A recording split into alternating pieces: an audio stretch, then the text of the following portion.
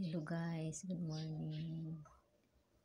Bagong harvest ng kakao yung nasa puno namin nasa labas. Nanghingi yung mga bata kahapon na dumadaan.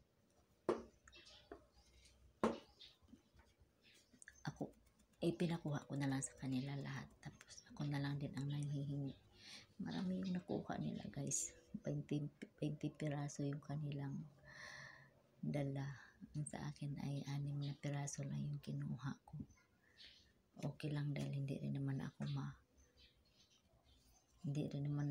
rin naman magawang akyat. Nakyat nila sa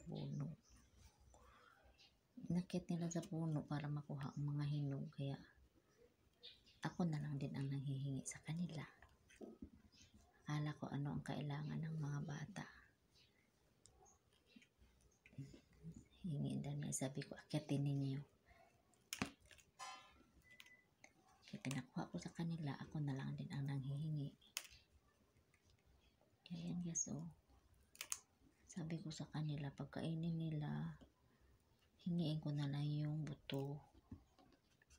Kasi yung buto, bilad sa araw yun.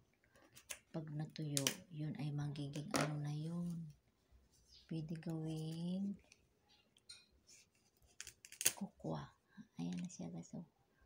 Wow!